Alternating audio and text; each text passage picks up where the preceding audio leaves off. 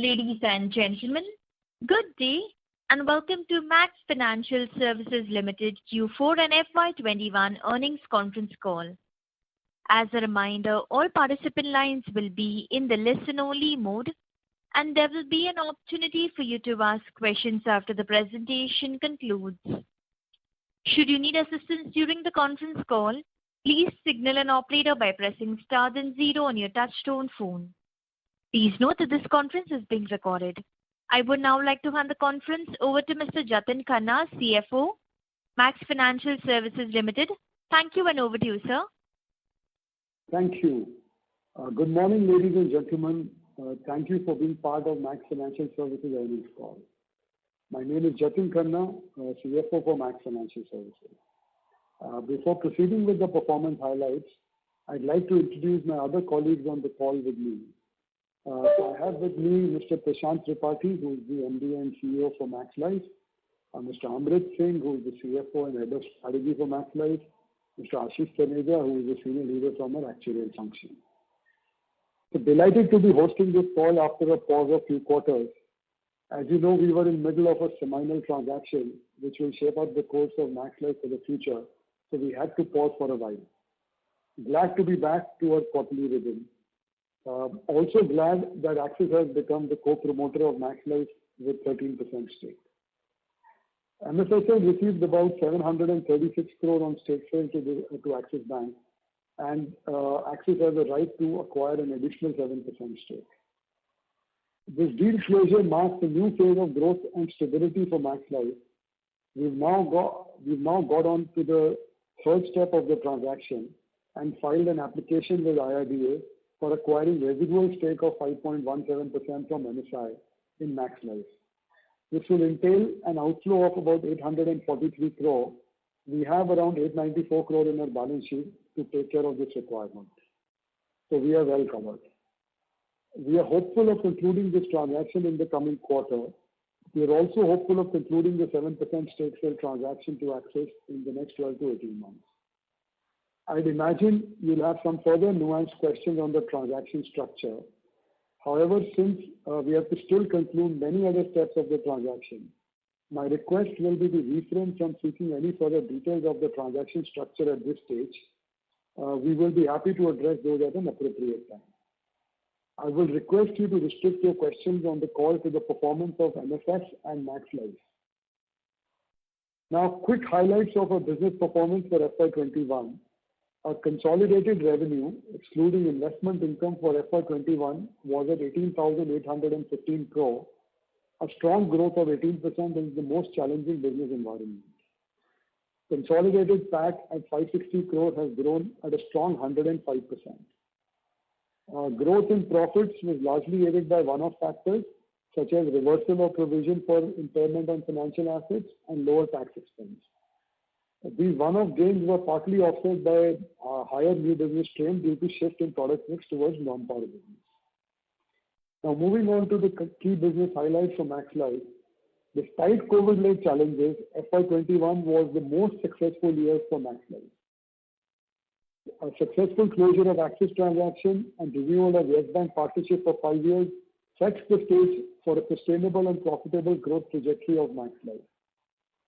Decade high new business market share of 10.8% improved by 107 basis points.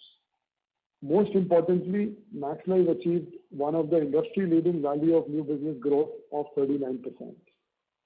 VNB almost doubled in last 3 years to 1249 crore in FY21.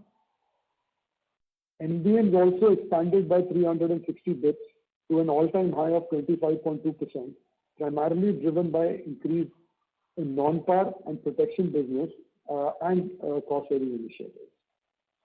Max Life's NCEV grows by 19% year-on-year to about 11,834 crores. NCEV on operating basis has grown at 18.5% annualized, impacted by COVID provision. However, including non-operating variances, ROEV is at 22.4%. Max Life's individual APE has grown by 19% to 4718 crore in FY21. Q4 sales grew by 36%, driven by both proprietary and partnership channels. Max Life has outperformed the industry growth in new sales individual by growing 19% in FY21 versus the private insurance growth of 8%. Highest ever individual sum assured sold at 2.2 lakh crore. Individual new business sum assured grew by 22% versus 6% for private sector. The market share on sum assured touched about 15.6%, and very pleased to share that we enjoy a third rank in the industry when it comes to the sum assured. So really our protection focus comes out of this vector. Our overall protection sales grew 28% year on year, higher than the overall company growth. Individual protection sales have grown by 40% year on year, and contribution to overall sales has improved from 8% in previous year to 9% in the current year. Group protection sales grew by 10% year on year, ranked number one on e-commerce, direct, online and web for protection based on our market intelligence. So very happy to share that. Gross premium grew by 19% to 19,018 crore in FY21 with Q4 growth of 21%. Renewal premiums also grew by 15% to 12,192 crore. There's been an improvement in 13-month persistency by 80 bits to 84.1% and 61st month persistency by 190 bits to 54%. Strong roots and investments in digital assets enabled transition to fully digital sales, recruitment, training and governance in 4 weeks during the lockdown. Agility in technology enabled faster new product launches.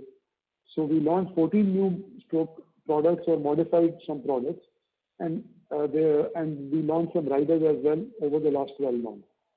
This enabled sales momentum and margin improvement. During FY21, company experienced 121 crore of net claims on account of COVID-19, which were neutralized by provisions held at the start of the year. We have made further provisions in excess of 500 crore to neutralize any adverse impact of COVID going forward.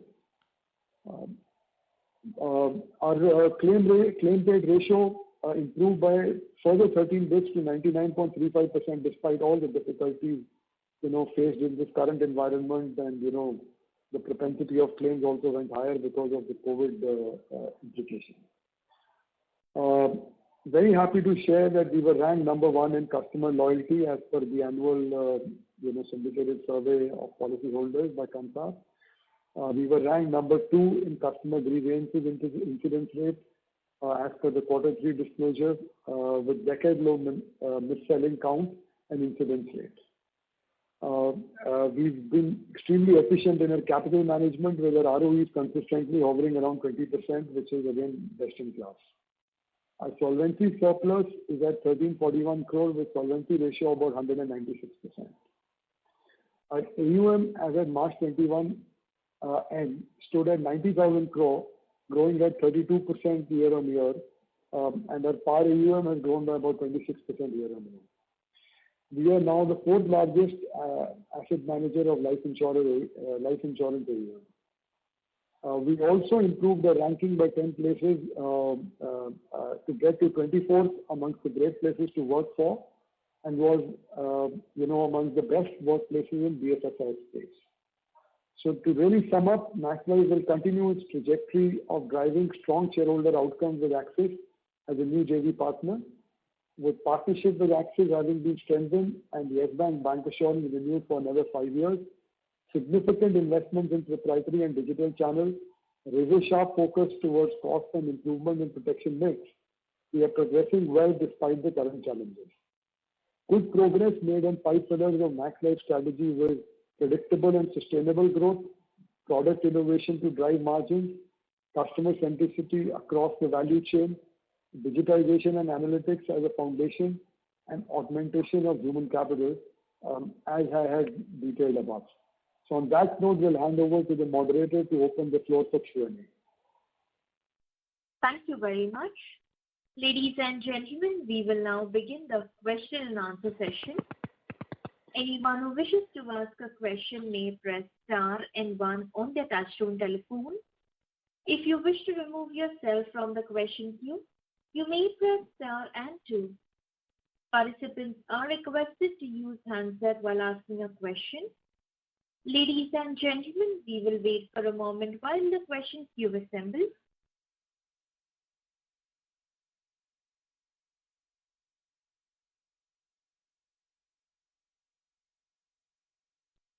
The first question is from the line of Nitin Agarwal from Motilal Oswal Securities. Please go ahead. Yeah. Hi. Thanks for the opportunity and congratulations on good results. So my first question is like, how sufficient do you think will this provision be towards the COVID claims that we have prepared, 500 crores? Or put in other words, like what sort of increase in mortality claims are you prepared for while making this provision? And how much of these provisions have actually flown through the P&L? Because a lot of it has flown through the EV. So any number that has flown through the P&L also.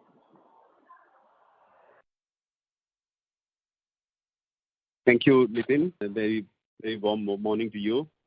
We feel confident about the provisions that we are carrying. Like I mentioned to you, throughout the year, last year, we had about 121 crores, as Jatin mentioned, of claims. So, as a reference point, we are carrying about little over four times more to our P&L as well as to our embedded value. So I feel quite confident. However, sitting today with the numbers coming down now, there is reasonable confidence that we'll be able to manage. But as you know, there is a bit of unpredictability. So this is our best judgment at this point of time. I'm reasonably sure we will be able to manage within this number. But one, of course, needs to be watchful about it also. Okay. And how much of these provisions have flown through the P&L? So this is a provision. Actually, we have been a prudent organization, and we always carried pandemic reserves, etc. So we just reclassed that, and we will consume that. So we have not taken it through the P&L because it was already available. That's a part of prudent balance sheet planning for a life insurance company, and I'm very happy that we were always prepared for any pandemic. Okay. Sure. And secondly, are we now likely to see any increase in pricing of term products, especially the group term? And any steps that we are taking to mitigate risk? Yes, I mean, one is mindful about COVID claim experiences, and honestly, a large part of that is reinsured also, and we might see price increases. But because we play in marketplace and we are one of the largest players on aggregators counters, we will attempt to be competitive and balance it out. So to answer your question, is there a price increase on individual business? There might be some. On the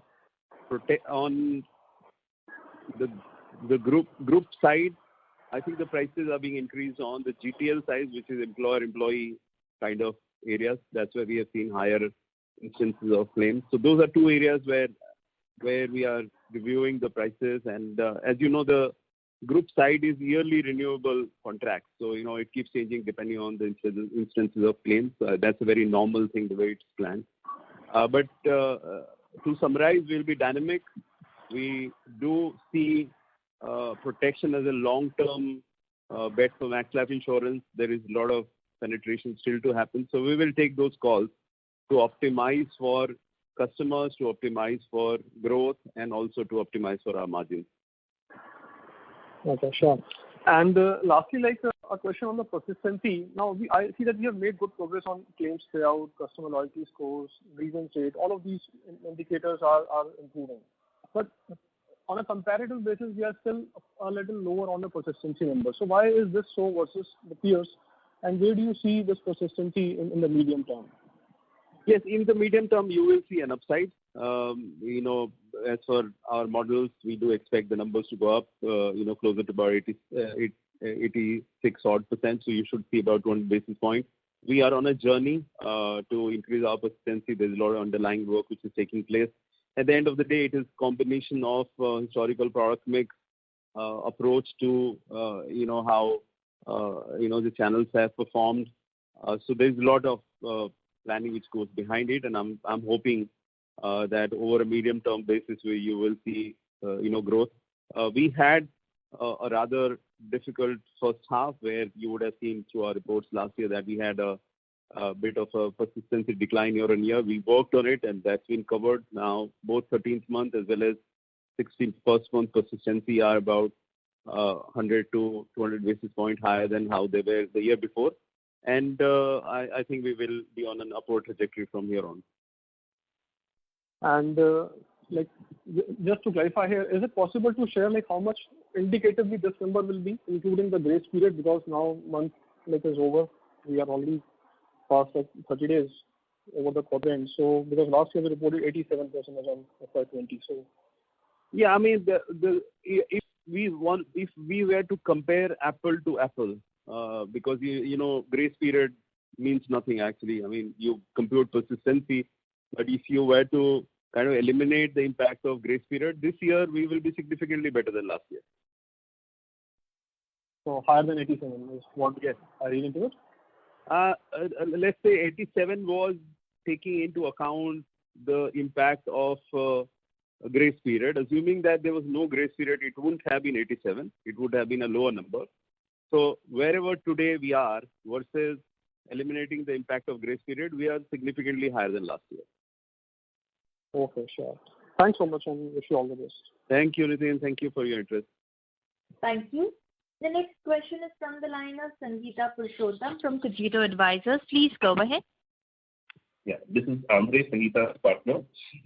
Congratulations for a great set of numbers. I had two sets of questions. The first set of questions really related to marketing. And what I wanted to understand in some detail is that what has really led to your increase in market share? What is your hypothesis? And if you could link it to your IMRB results on consumer loyalty, if you can delve into some detail as to what were the measures of loyalty on which you have emerged higher than the others, and correlate this to the question of having increased market share, and or any other reasons that you have for getting a fundamental insight on why do you think you have gained market share? So, a direct mathematical correlation typically is very hard, but let me kind of break down first the Kantar survey and then our overall growth. Kantar survey is a survey which is done on the customers of respective companies, which means the research company will go to customers of different life insurance companies, and they will seek or run a questionnaire with respect to how they feel about owning the policy of that particular company, how happy they are, how engaged do they believe, etc. It's a composite score that they come up with. They ask the questions, the questionnaire-based thing.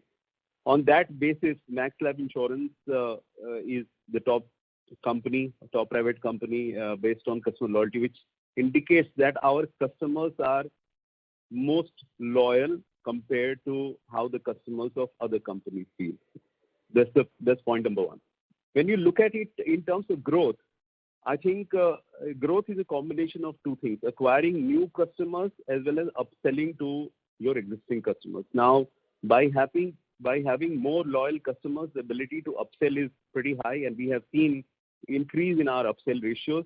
But a very large part of growth is also contributed by acquisition of new customers, and acquisition of new customers happen because of many things, because of expansion through distribution network.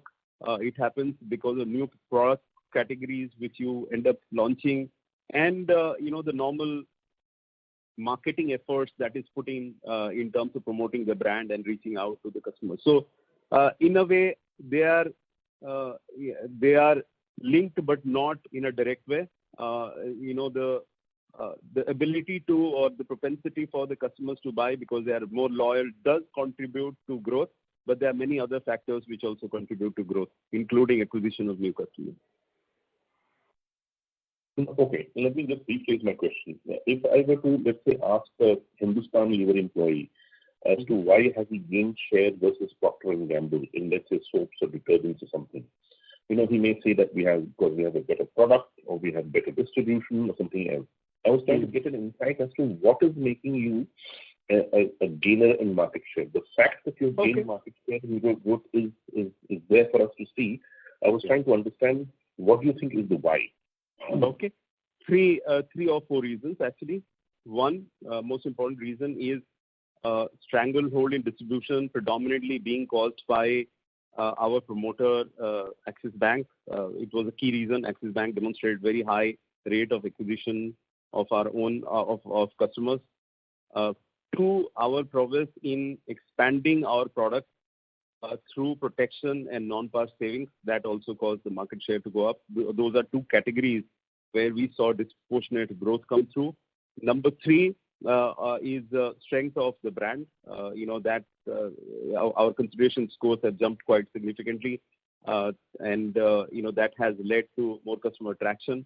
And last but not the least, I think overall focus on a distributed or diversified channel mix. So while on one side Axis did very well, towards the second half of the year, we also found our own channels as well as Yes Bank channel to grow quite considerably versus the market average. Those are reasons why we believe we gained market share. Thank you. If I could ask a second question, in terms of the product you have going forward, see this is changing. In what are the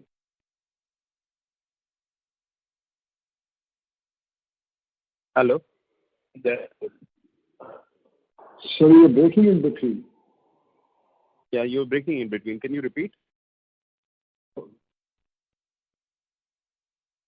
Maybe would you like to join back the queue?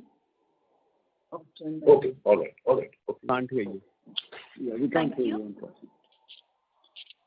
The next question is from the line of Ajox Frederick from B&K Securities. Please go ahead. Thank you for the opportunity and congrats on a good set of numbers, sir. Sir, I have a question. It's a very basic question on taking a provisioning on VNB, particularly the margin impact we saw. So for COVID, basically. So does this mean that this is factoring in the unexpected COVID claims of FY21 and pricing was not done for COVID when we started selling these products? Is my understanding right? Amrit, do you want to take this? Yeah. So, hi, Ajox. Thank you for the question. Ajox, this is, you can say tightening of mortality rate assumption that you can say on COVID. And largely it is, this tightening is being done in duration 1 and duration 2. So whatever we sold in FY21, obviously the claims coming the same year are always will be lower, but in the claims that could come in FY22 or probably let's say FY23, given how and when the waves kind of settle, this is that additional tightening of the mortality assumption that we have done. I hope that's clear. Yeah, that's very clear, sir. And sir, my second question is on the channels. Some of the checks which we do indicates again a focus towards traditional business, par business basically. Is it a strategy to diversify mix and basically normalize the par, non-par not going beyond the point? So is it a strategy to diversify mix by focusing on par? Yes, to both the questions. It's a constant effort to remain diversified.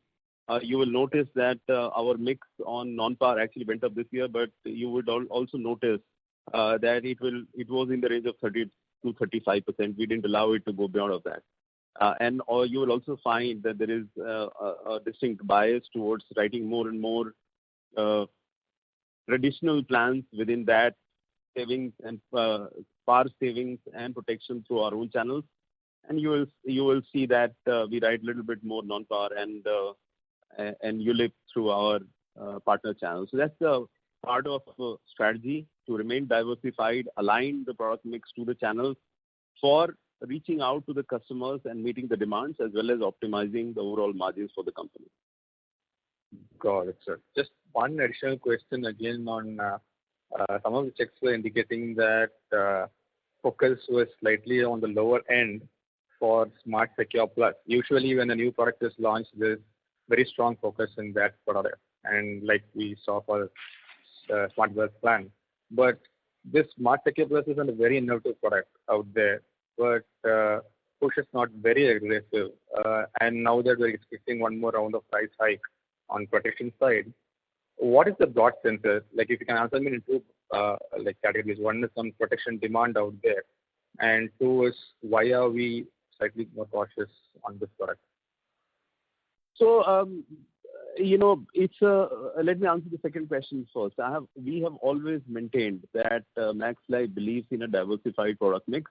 We don't like to put all eggs in one basket. And ever since the evolution of the industry, you would have found that Max Life has maintained a product mix which is a bit away from how the normal market will be. Even during the peak period when the entire industry was selling more and more ULIP, we were selling more traditional plans. So, we always like to remain balanced, and it is for the purposes of ensuring that we are reaching the different customer segments, because these products are important for different segments, and we make sure that we meet a variety of needs for the customers. So that's the second question. On the first part, I think Prashant, sorry to interject. I think Ajog's question is on our new protection plan. Is that correct, Ajog? Yes, Amrit. So you're right. So on the new protection plan, there has, we have launched it, and there's a price increase which is planned for. We are fairly aggressive about running it. Just to give you a sense, the sales are similar or better than last year. The demand has picked up in the month of April and May. There are, of course, some underwriting level, controls that in consultation with reinsurance companies that we've institutionalized. So it's not as if we are not promoting the products. It's just that we are a bit more cautious in view of what is happening because of pandemic. Okay, sir. So probably once everything settles down, we'll. Yeah, absolutely. Like I mentioned to you, protection is a long-term bet for Max Life Insurance. We have done a very good job. Our growth in the last 5 years has been closer to 50%. And, once things around COVID settle down, we continue to maintain that momentum. Got it, sir. So that's it from me, and all the best. That was very helpful, sir. Thank you. Thank you. The next question is from the line of Rahul Bagadia from Lucky Investment. Please go ahead. Thank you for taking my question, sir. Just a bit on the 88 crores that you have taken in the VNB margin. Is it, totally a part of the Q4 numbers itself, or how do you look at it? And correspondingly, what is the impact on, what is your sense of what the margins are and going ahead? We'll take this, Amrit. Yeah. So this 88 crores was actually provided for in the quarter 4.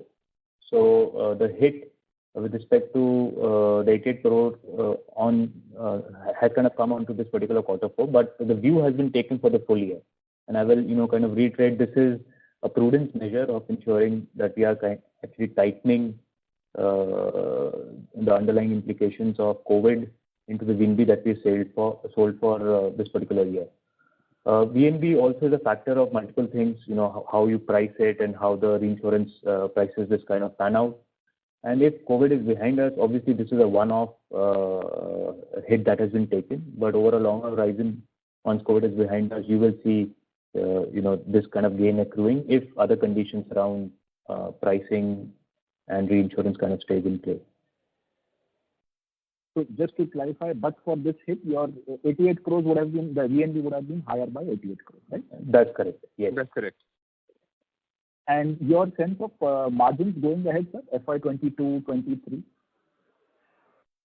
That's a good question. Actually, the outlook is perhaps similar to over short period, and it's a bit of crystal ball gazing, especially in view of COVID. I mean, honestly, we must understand that what this country and the entire world is going through is hugely unusual. And in view of that, forecasting something over a short period of time is a bit difficult. But assuming that things recover well, I think over a short period of time, similar to what we have delivered this year, over a long period of time, a long period meaning, next 2-3 years, I think we should see a 100 to 200 basis upside from where we sit.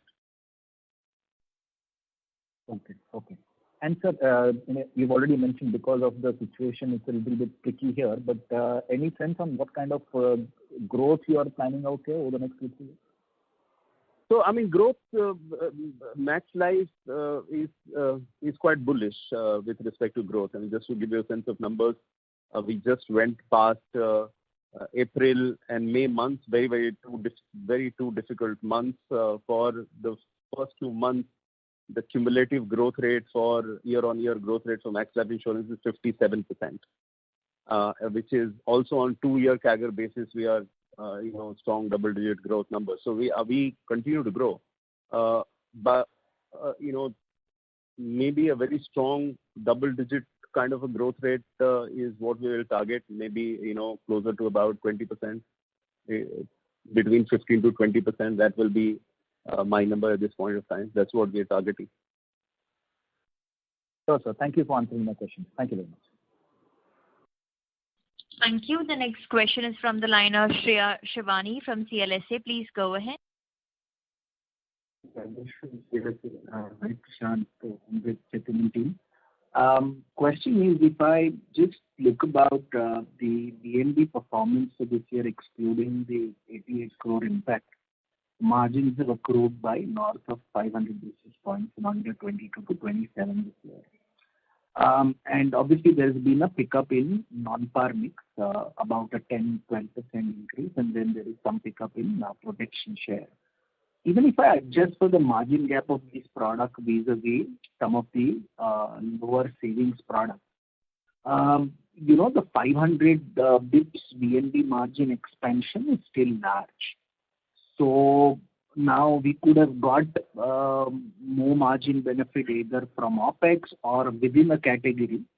Certain margins of certain products are better this year than where we would have been last year to lead to this kind of VNB impact. So if you can just try and walk through from under 22 to 27, how does it stack up?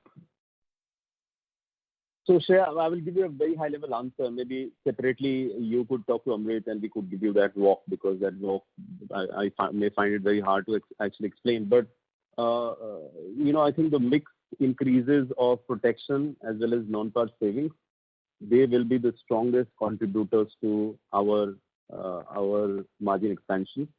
Also, there was tight control on expense, which would have added to the overall margin profile.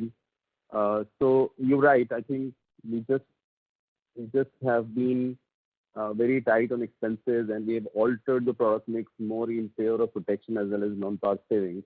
That would have caused all of margin enhancement. But Amrit will reach out to you separately and we will be able to share the walkthrough. Amrit, do you want to respond anything further? Yeah, I'll just add actually, that's Adarsh actually. Adarsh, even the product that we launched, the new non-par, which was launched in FY21, that product fundamentally was of a better margin profile than what we saw, what used to exist in our previous product. So that's also an additional kicker. So it's not just that 10% delta from 20 to 32% movement in the non-par component. Even the 20% itself also came out with a better margin profile. Yes. Yeah, that probably explains. So you're saying the non-par margin or profile in 21 was better than 20. Yes, right? It's a new product that we launched, Adarsh. We launched it in the month of July actually. It's a new product that we launched. It was not the same profile of non-par that we used to have in 1920 or before that. Perfect. This is useful. And second question, little more longer term question, and probably was a continuation of one of the earlier questions was from a brand perspective, right? We've done well in terms of market share gain. But just as a financial brand, your top three peers have a larger umbrella financial services brand, and now obviously we have Axis as a partner.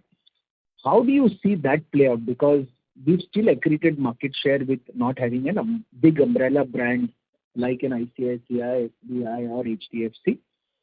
But now we have Axis, which can get co-branded a little bit. So how do you see that journey? Does it help, or we've been extracting whatever we could with Max itself?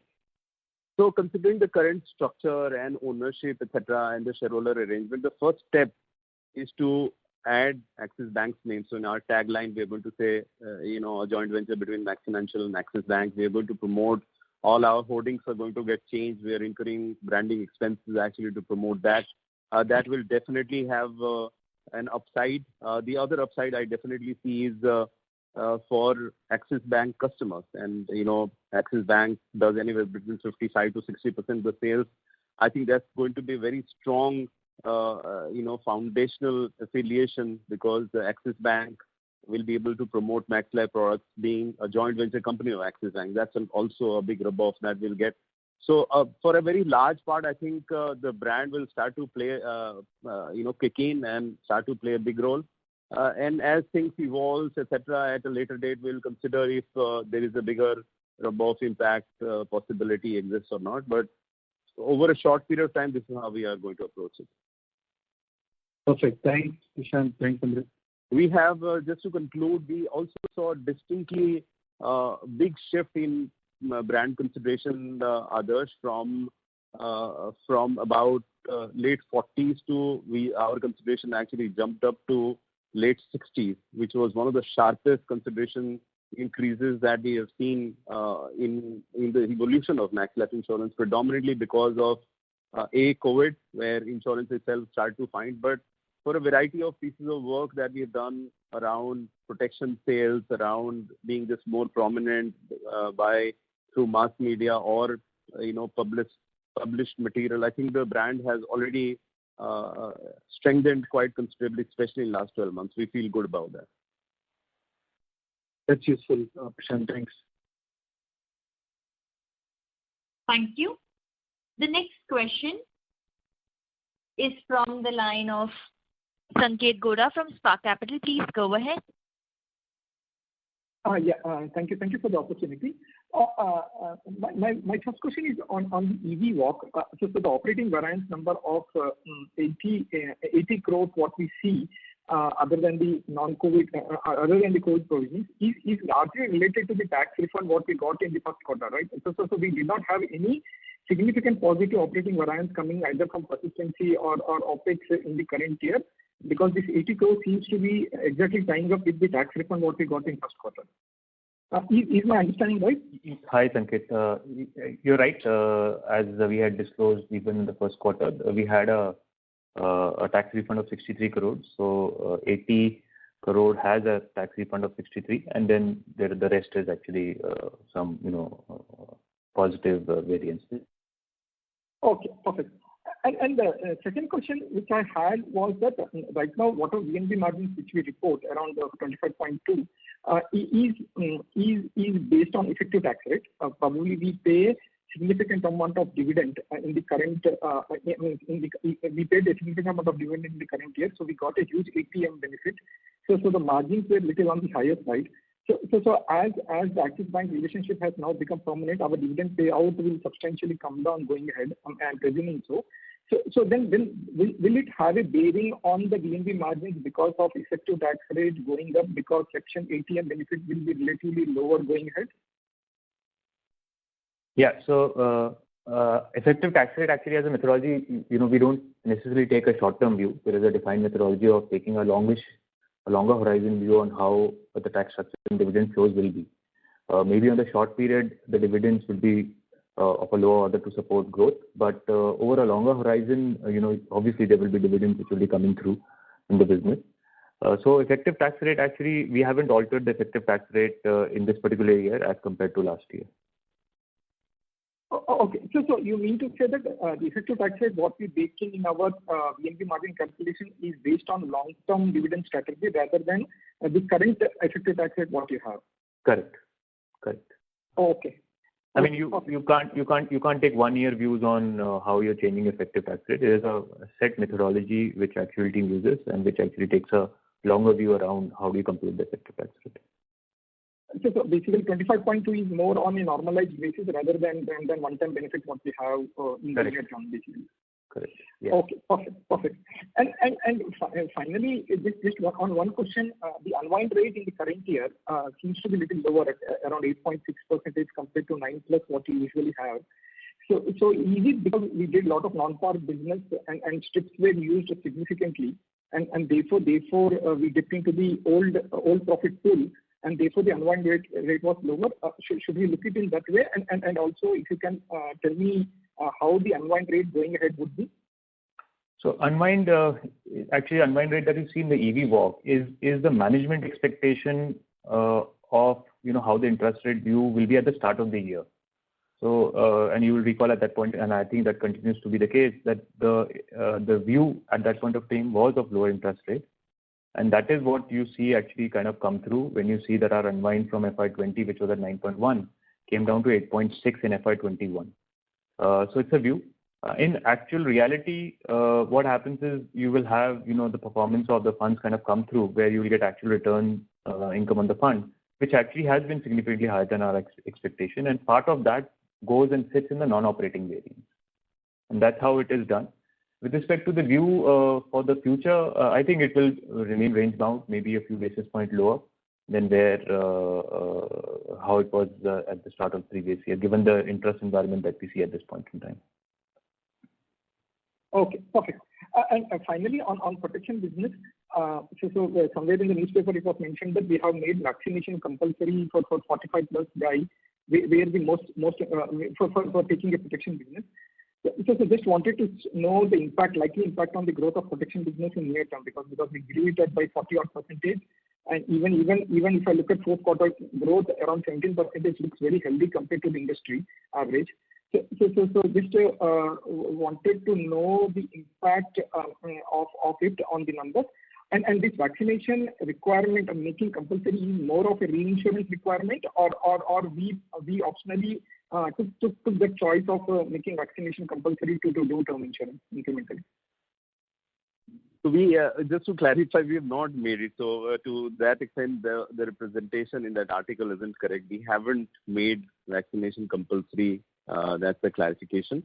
However, at the front end, there are several underwriting controls that the company has deployed in consultation with the insurance organizations, so that we are selecting lives where we are almost sure about the quality of life, etc. Those are things that most of the insurance companies have recommended life insurance companies to adopt, and almost all players have done that. So we have done that too. However, we have seen an upside in the demand for protection, and despite those controls, I think our overall mix for the first 2 months is higher than the mix that we are seeing in quarter 3, quarter 4. The overall mix is closer to about 15%. Okay, got it. Yeah. Okay. Maybe finally, if one more I can pitch in, just on ULIP business, just wanted to understand that our ticket size seems to be little on the higher side compared to industry average, around 1.5 lakhs rupees ticket size. Have you seen any impact, or do you foresee any impact of the new tax rules with respect to ULIP, given our ticket size is on the little higher side compared to maybe other peers? To be honest, not so far actually, Sanket. Okay, perfect. Yeah, that's it from my side. Yeah. Thank you. Thank you. The next question is from the line of Abhishek Saraf from Jefferies. Please go ahead. Yeah, hi. Am I audible? Yes, Abhishek. Yeah. Thanks for the opportunity. So most of my questions have been answered. Just wanted to understand on the reserving part. So we mentioned that we are carrying around 500 crore plus of extra reserving, but in the EV walk, if I see that it's around 340 crore on the EV operating assumption change and 88 crores on the VNB side. So what am I missing? Is it doesn't add up? So just wanted to understand that part. And secondly, was that related to the claim size, it seems that our reserving is much higher than what other peers who reported earlier have done. So what is making us provide more on the COVID reserve part? I will answer the second question first, and then I'll let Amrit give you the recon. The answer to the second question is, Abhishek, you there? Yes, I'm there. So the answer to your second question is, when we saw the size of wave 2 versus wave 1, we just thought it would be prudent to be more conservative. So the claims in the first wave and the death rates and the infection rates are much lower actually. Wave 2 appears to be higher. So we have gone to be little more conservative just to see how it unwinds. In times like these, it is good to be conservative. That is why you would have seen us build conservatism in our balance sheet, in our EV, in our VNB also to that extent, just to make sure that we are protected and we don't come up with surprises as we hit FY22. That's the reason. If we perform better, of course, it will unwind and come back to our financials. Amrit, if you could just talk about how the balance sheet reconciles to the EV. Yeah. So Abhishek, absolutely right. 340 in the EV plus 88, and then you also gross up for tax as well. And the delta still is actually is our old cat and pandemic reserve.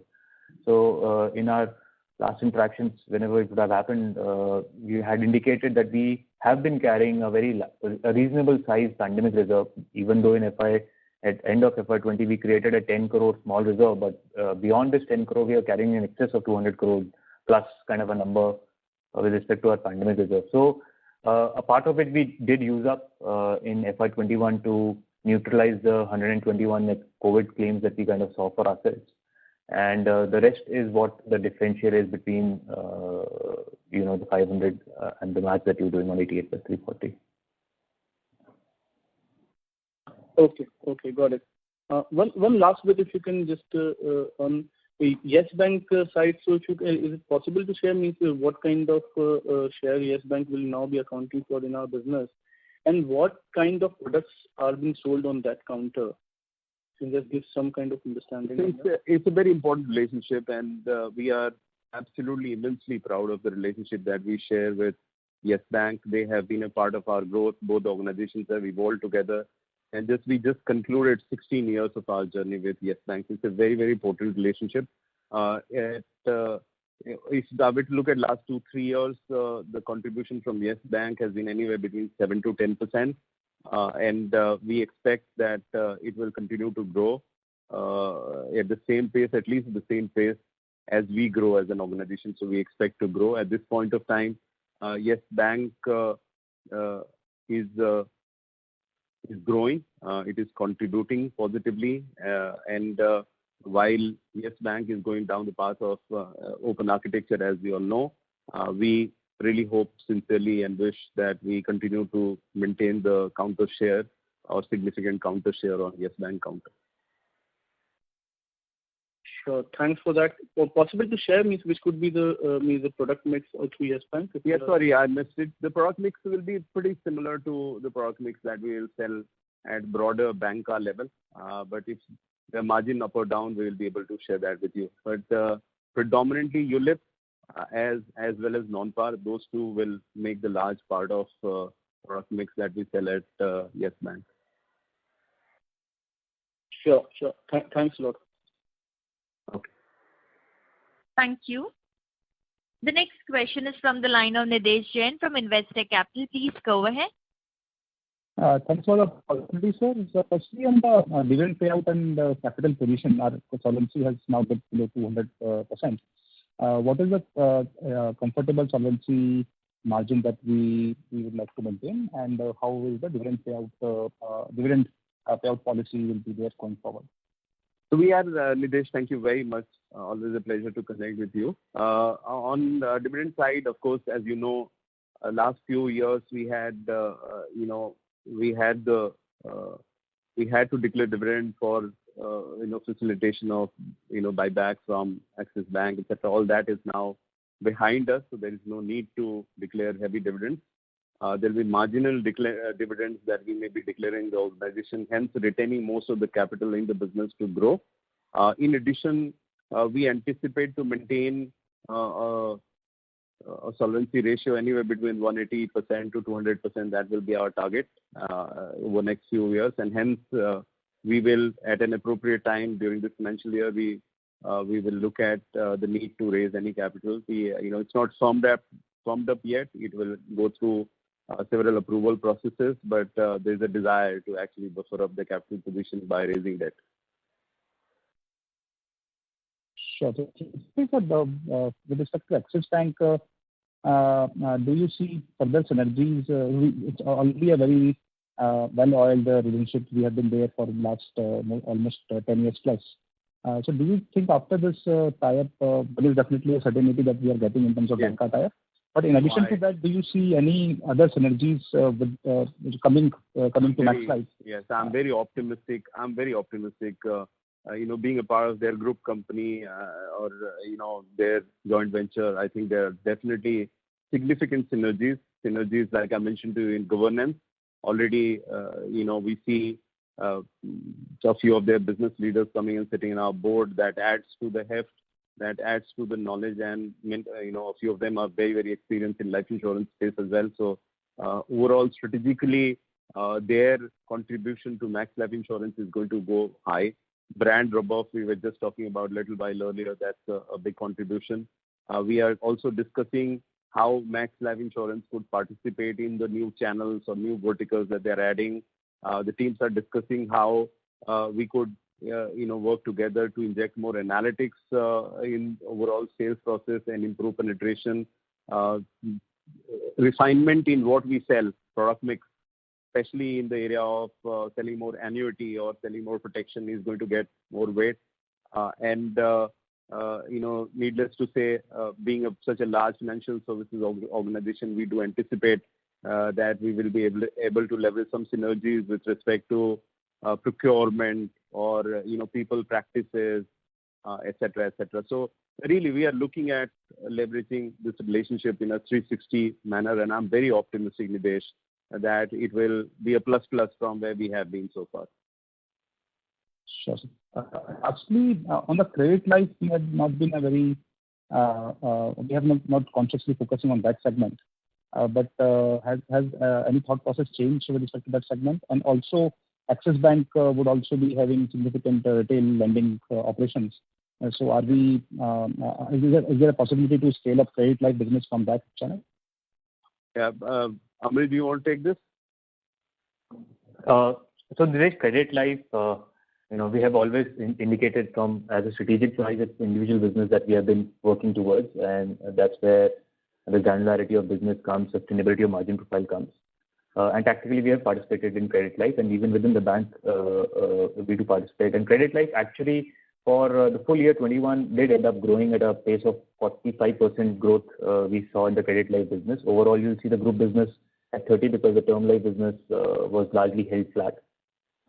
And this credit life growth has come out of better penetration and activation across many counters that we run, including Axis Bank. As you would be aware, within the credit life space, Axis Bank actually runs an open architecture model, and that's been the case for a couple of years now. We will evaluate tactically as and when any opportunity kind of comes through. But the margin profile of this particular category, especially in the background of mortality, again, becomes extremely important for us to kind of keep a view on. Sure. Thanks, Amrit, and thanks, Prashant. Thanks for that. Thank you. The next question is from the line of Nishant Chavade from Kotak Securities. Please go ahead. Yeah, hi. This is Nishant here. Two questions. One was really on your channel mix. And, you have invested a lot in your proprietary channel. You have guided some time back that probably the channel mix will kind of get a little bit more balanced with the ratio of Axis Bank coming down over time. But if anything, we can see the share of Axis Bank going up this year. So what do you think should be the channel mix maybe in 22 or 23? So that's correct. Actually, we made investment, and you would have noticed that the contribution of own channel has been growing. Last year was a blip year. I must share that with you because of the model. I mean, industry-wide, if you see, the growth of banca channel is higher than agency or proprietary channels. That has happened because agency is a channel where agents go and meet with the customer, and the profile of agents where many times homemakers or retired people are also agent advisors, they were reluctant to walk out, as against the banca channel model where it is more dependent on bank customers or footfalls. So proprietary channels did take a hit, and you would have noticed that even in our growth, significant part of the growth is also contributed by banks. Our own channels actually grew 10%. So hopefully as COVID settles, we will be able to balance that. We are yet to see it because as this year has begun again, we have seen COVID. As long as COVID lasts, the impact on proprietary channels will be a bit more than how it is on bank channels. But assuming that COVID will be out of our ways through this year, I anticipate that our own channels will start to grow at least as fast as the bank channels, and that will be the objective. So we will maintain or expand the proportion of own channels going forward. And any particular ratio or guidance you could give in terms of where does Axis Bank settle away the proprietary settle maybe 2 years? Yeah, I mean, we have been historically for the last few years, we have been close to 30%. So at least that level is one would definitely try. So, and I think you also mentioned that you're looking at around 100 to 200 basis of guidance on margins. I think over a longer period, Nischint. Sure. Okay. And what are the immediate triggers for if I have to look at the margin profile for next year or so? What are the immediate triggers, or do you think that probably VNB growth next year will be driven more by volume than by margin expansion? So it will be a combination of sales growth and a bit on margin expansion. Really, if you were to look at our product mix, we have optimized for product mix. There are some thoughts on how we could enhance the margins better. But I think what will also start to kick in is basis our size. Some bit of scale benefit. We saw that come last year, and we will continue to see in next 2 to 3 years. And that will be one of the biggest sources of margin expansion. Perfect. Thank you very much and all the best. Thank you, Nischint. Thank you. The next question is from the line of Rishi Jhunjhunwala from IIFL. Please go ahead. Yeah, thanks for the opportunity. I have a couple of questions.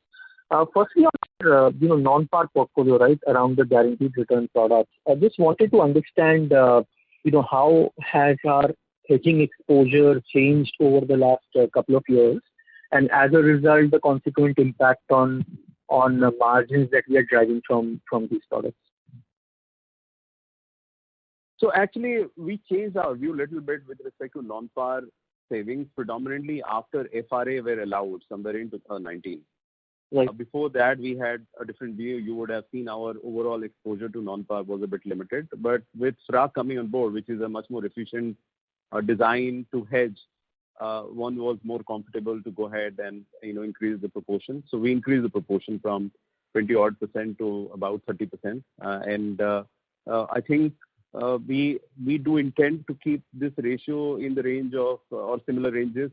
So you will not see us go 40-50%, but yeah, one would take the exposure of 25 to 30-35%, that kind of a range. That's our view on non-par savings because we can hedge it better. And the trend on profitability as a result, margin? Of course, it has had a positive bearing on margin, and definitely one of the biggest contributors of margin enhancement of about close to about 360 basis point has been increase in non-par savings. Great. The second question is on the protection side, right? So some of your larger peers are suggesting that the market is not looking that great, and as a result, they are kind of pulling back in terms of selling retail term protection. Just wanted to understand your thought process. Do you see it as a tactical opportunity to gain higher market share, or do you really think that some of those concerns are probably unjustified? So, in times like these, of course, there are several forces that you need to be cognizant of. One big force is, of course, your relationship with reinsurance companies. As things stand, reinsurance companies have had to take losses on account of COVID.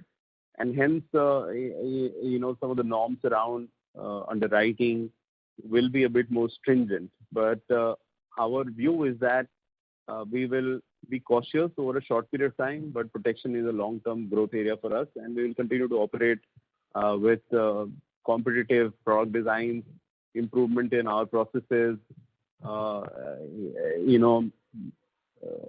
making sure our pricing is competitive in the market, etc. To win over a long period of time, we do intend to remain a potentially strong player in the protection space. Understood. And just one last quick one. Can you give us some sense of our share of business in Axis Bank channel, given that, it's an open architecture, and how it has changed versus last year? About 85% is our share on the counter. It may go up or down depending on how it moves, but about 85%. Over last few years, it's at some stage we were 100%, then we were about 95. So there's a rebalancing which is taking place, but we hope to remain to have the lion's share on the counter. Great. Thank you so much. All the best. Thank you. The next question is from the line of Manoj Baheti from Carnelian Capital. Please go ahead. Hi. Good afternoon, Jatin. Good afternoon, Prashant. First of all, let me congratulate you for consistently reporting a good set of numbers. I have a couple of questions. First one is if I see over last 3-4 years, the margin improvement of Max, and along with that, if I look at the product mix change, it appears that a sizable proportion of this margin improvement is contributed by a rising share of protection business. And also on the protection business, one thing which I was seeing when I was seeing the financial reporting of one of your peers, that a lion's share of the profitability is contributed by the protection business. I assume that the same will be in your case too. So how do you see the sustainability of margin of protection business? I understand that it will be a high growth vertical for the industry as well as for you. But along with that high growth, whether these kind of margin on protection are going to sustain and how it compares vis-a-vis, let's say, international insurance companies' protection margins. Yeah, these are a couple of questions from my side. Amrit, do you mind taking this? Sure. So, Manoj, your observation is correct. The margin improvement, there are two levers. There is obviously the product mix lever, which is non-par protection, non-par savings, along with the efficiency which kind of keeps coming through as the business rises in scale. Specifically coming to protection margins and protection profiles, actually protection margins have been falling sharply in the last few years, and consequently you have also been seeing the protection prices actually increasing. Now, if you really go back in time and see the history of how protection popularity and protection prices moved, it used to be quite expensive product design. Then the popularity started rising. There was competitiveness with respect to pricing. Everyone started taking actions around pricing. There was emergence of experiences which started coming through both for the life insurers and for the reinsurers, because this category is largely reinsured and the reinsurance support is extremely important. And we are at a point in time where there is now, a resettling of the pricing expectations around protection. And hence the consequent last 1.5, 2 years, you have seen a price rise which actually is happening, which is happening both from ensuring that, you are on this particular category, trying to protect your margins as well. So even for us also, I think beyond, if you look beyond COVID, there will be a right place and right play of where the margins will have to move towards, where you will have to optimize for market penetration, market shares, along with margin thematic. This is a product category which is important for us to drive margins. It comes with associated risk, and hence consequently the reward assessment by the insurer also has to be equally strong. And we will keep a view of these things when we are pricing a product forms. How do you see protection margins in India vis-a-vis international players? I think India is abnormally high, and if it starts as the category size starts growing, and if these margins starts normalizing, then how do you see the sustainable margin going forward? That may not be correct actually. Yeah. Indian margins may not be higher than international margins. Actually, India across the board operates on the lower side of margin, including protection. It's a more competitive space where even the pricing is quite competitive. So I think a large part of normalization basis experience, etc., has happened now. I don't anticipate that the margins will continue to fall. If there is any new experience which is coming up, it will get reflected in the pricing. So my expectation is that companies will try to protect their margins by increasing prices. Is it possible to share the protection by margins separately? Actually, we don't. It's not a part of our disclosure. Okay. Thanks for taking my question and wish you good luck. Thank you. The next question is from the line of Vinod Rajamani from HSBC. Please go ahead. Yeah. Thanks so much for taking my question.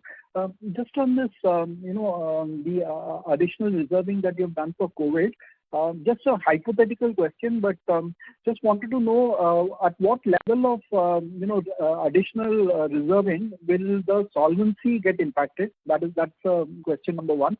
And then can you give some color on how much of the reserving buffer that you've created, how much of it you would have utilized, say, up to date? I mean, if that is possible. These were the two questions I had. So basically, on first one, really far away. We have close to about 200% solvency, 196, 197% solvency. The breach on solvency happens at 150%. And every percent for us is close to about 30 crores. So you're talking about 50% in 30 crores, which is 1,500 crores. So really far away. Right.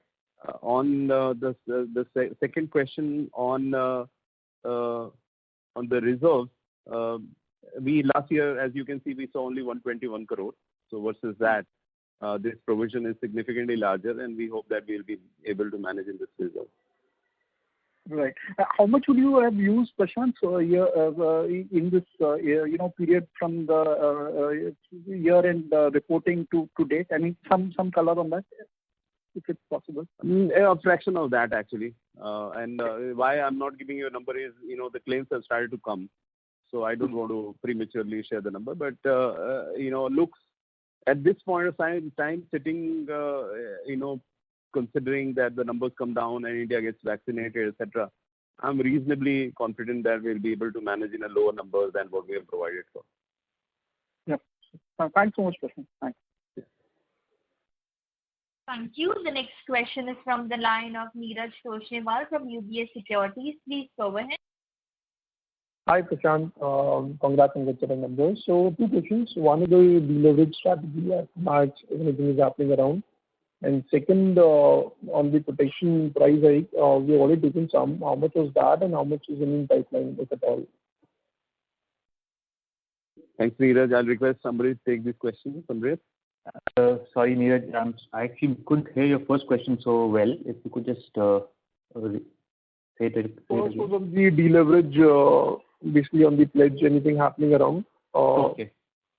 I think I'm going to ask Jatin for that first question. Yeah, sorry. Yeah, so on the deleveraging, actually, the thing is that the promoters have always been committed to, sort of deleverage at different points in time. As you could see that, they have monetized a significant part of their ownership in both Max Financial as well as they've divested their entire shareholding in Max Healthcare to that effect, and then they monetized some other assets as well outside of the some of the listed company shares. So that is one thing. The second is that the pledge level as it is, has been very comfortable. Is now in a very comfortable zone. I'm not on the private side or the family side, but what I know is that there are a few things which are happening or have happened, which will, at the current share prices, will reduce the pledge level to maybe around 60%. So to that extent, I think the pledge level is quite comfortable. Having said that, their intent to monetize at the right time some of their other assets as well continues, and so you will see them, continuing with the deleveraging initiatives. But as it is, the pledge level will be quite comfortable. I think shortly, if it already is not at those levels. Neeraj, on your second question, which was around price hike, when we launched the new product in April, there was an inbuilt price hike in the product. As you're aware, the product has multiple forms and multiple ages. So I would say anywhere between 5 to 10% was the hike that actually happened with this new product launch. With respect to future product price hike, I think we will take a considered call, keeping all the aspects around pricing in the environment and also the reinsurance implication before we decide on the price hike. Got it. And recently you had some digital initiatives in terms of with some startups. Anything happening around and anything interesting coming out of that? So, Prashant, I'll take that, Neeraj. Yes, please. Neeraj, actually every year annually, we do run an accelerator program wherein we go out and outreach to various startups, and in FY21 we had the second cohort of this particular startups kind of coming through. We again ran the program. There were 6-7 use cases which were specifically given out in the market. We saw upwards of 150 startups kind of applying. We have shortlisted a total of 4 or 5 startups with whom proof of concepts are actually being done, and these are across value chain dimensions of a more health engaging platform, underwriting capabilities, capabilities to read, process documents actually more effectively and more better. So those POCs are actually in various stages with some of these providers. Some of them actually come and become mainstream, but it's our structured effort of actually outreaching in the market to ensure we are kind of scouting for new technology changes that are happening in the environment. And just to conclude this, Neeraj, we take this very, very seriously. So on that day, when the team shortlists many people, everybody in the leadership team, me, Rishi, who's our DMD, our head of our CEO, Amrit, at least 5 or 6 of us spend about the full day going through the presentations. On one side, it gives an opportunity for the companies who we select to come and work with us, but on the other side, it just creates tons of awareness for us to know what is happening in the marketplace and constantly evolve ourselves. Got it. That is helpful. Thank you. Thank you. The next question is from the line of Prateek Podar from Nippon India Mutual Fund. Please go ahead. Yeah, hi. So just one question. This 88 crores of provisions on the VNB walk, is this one time? Yeah, Prateek, as I said, this is actually, we have kind of tightened some bit of mortality which might come out of the sale that we have done in FY21 due to COVID, which could come out probably in, duration 1, duration 2 of those policies. So you can call it one time, yes. So fundamentally, we have not altered the mortality assumptions, right? No, we haven't. No, not for long term. Yeah, for long term you haven't, right? No. No. Okay. Yeah, thanks. Thank you. The next question is from the line of Abhishek Khanna from Jefferies. Please go ahead. Hi, I had one small question. What were our total death claims in FY21, gross and net of insurance, if you could provide that, please? So gross for FY21 was 1349 crores and net was 1009 crores.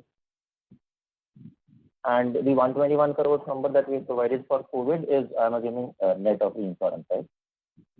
No. I mean, within 1009, 121 is also sitting. And 121 is net of the insurance, correct? Got it. Thank you so much. That's it from my side. Thank you. The next question is from the line of Abhishek Saraf from Jefferies. Please go ahead. Yeah, my question has been answered. Thanks a lot. Yeah, he just did.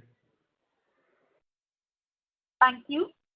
The next question is from the line of Mayank Bukrediwala from Franklin Templeton. Please go ahead. Hi team, thanks for taking my question. I'm going to harp on that same 88 crores on the VNB and the 300 crores on the EV. So what you're essentially saying is that this 88 crores is something that you expect to pay out in the next 1 year. And would it be fair to assume that even the close to 300 crores that you have created on the EV, even that is something that you expect to pay out in the next 1 year? Or are these numbers a part of your value in force? As in, are you arriving at the 388 post discounting over a period of years? So, Mayank, this is a COVID-related provision, keeping a view of what kind of an implication can come through during this pandemic. And now pandemic timelines very difficult to kind of predict. It's a fairly evolving time frame. So this is a pandemic reserve that we have created for ourselves. We use it, we may not use it also. It all depends upon how and how much of the debts will kind of come through. As Prashant kind of indicated, he was kind of giving a sense that if 121 was the number. You there, Amrit? Yeah, hello? Yes, you dropped off a little while. Oh, sorry. I wasn't... Okay, let me just reiterate again, Mayank. What I was saying is 500 crore is a provision that we have created for a pandemic, and at this point in time, we are undergoing a pandemic situation. Now, is there a definitive view that we will end up using that in this year? The answer is no. It's a pandemic reserve. As in how long the pandemic lasts and what is the implication of that pandemic, it might get used or might not get used as well. And it's extremely difficult at this point in time to kind of give a very definitive sense of how and what it would be. It's a constantly evolving situation. Very closely we are monitoring it, but we feel comfortable that I think we have adequately and very prudently reserved that. Have we lost him again?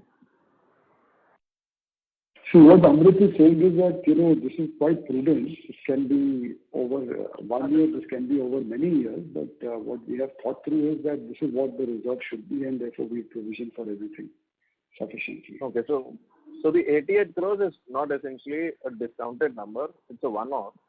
And so my question is that, if I adjust for this one-off, your margins for the full year look closer to 27%. And so when you're giving a guidance of an increase of about 100 to 150 bips over a period of years, are you giving this guidance over the 25% or over the 27%? Over the 25% actually. Any number is not a static number. There are many moving pieces. The number of 27 could become 25 depending on change in product mix, our view on protection, etc.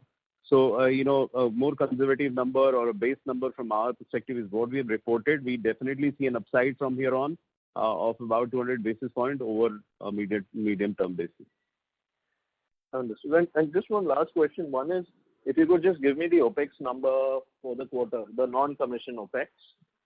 And the other question is more on the outlook of OPEX. Now, I see that we've got about, after 2-3 years of increasing the employee count, we are at about 15,000 employees.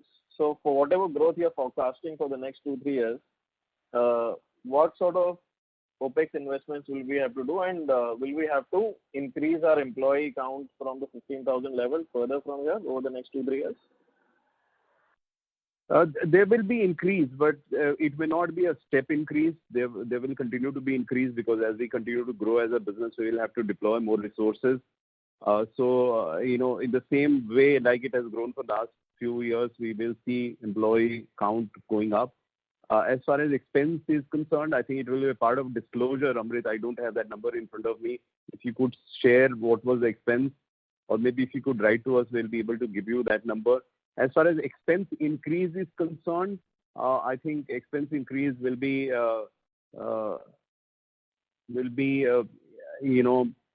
circa 10% year on year is what we have planned for. We just need to review that. As things stand, we are looking at our business very differently, and throughout this year, we are going to look at a new strategy for Max Life Insurance, which we will roll forward from next year. And once we do that, we will be able to give you a clearer view on how the expense increase will look like. Sitting today, the plan is about 10% expense increase year on year. Got it. Which ideally means if it's a 10% OPEX increase, one should assume a small amount of operating leverage playing out every year. Would that be correct? Yes, it will. Yes, it will. Yes. Okay. Got it. Perfect. I'll take the number later from Amrit. Yes. Thank you. Thank you. The next question is from the line of Sangeeta Purushottam from Cogito Advisors. Please go ahead. Hi, this is here again, Sangeeta's partner. Now, is my understanding correct that pure protection product is higher in terms of margin? This is the operator. I'm sorry to interrupt, but your audio is not clear, so it's breaking up. Requesting you to please try using the handset mode while speaking. Okay. Hello, can you hear me now? Yes. Yeah. Yes, please. Is my understanding correct that the pure protection product is better in terms of margins but lower in terms of ROE? And if this, whether or not this is correct or not, could you tell us in terms of your financial metrics, how do you balance your ROE aspirations and your margin aspirations? And how does that influence your product mix going forward?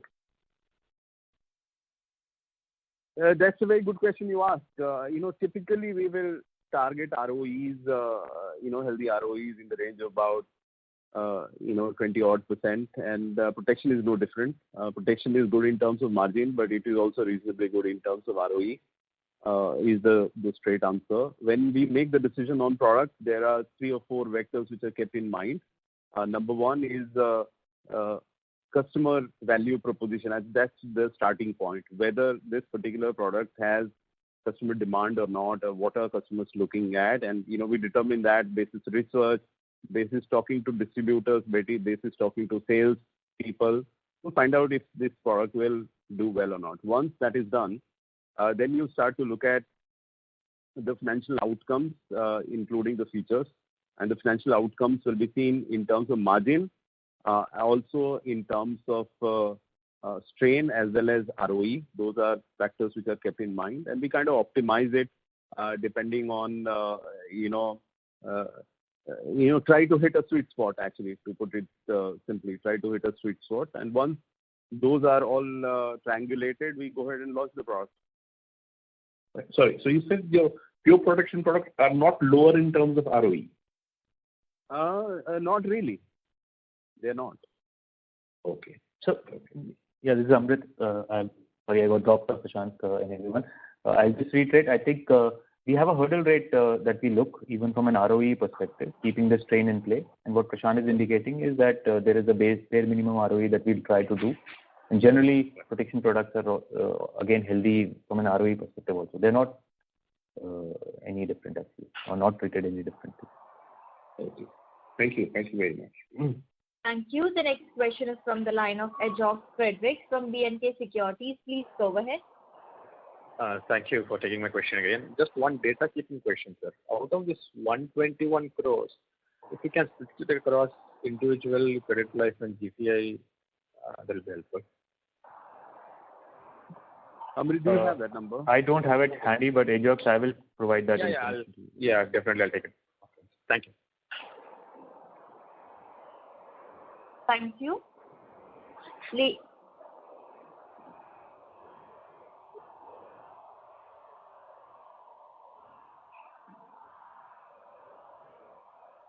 Ladies and gentlemen, that was the last question for today.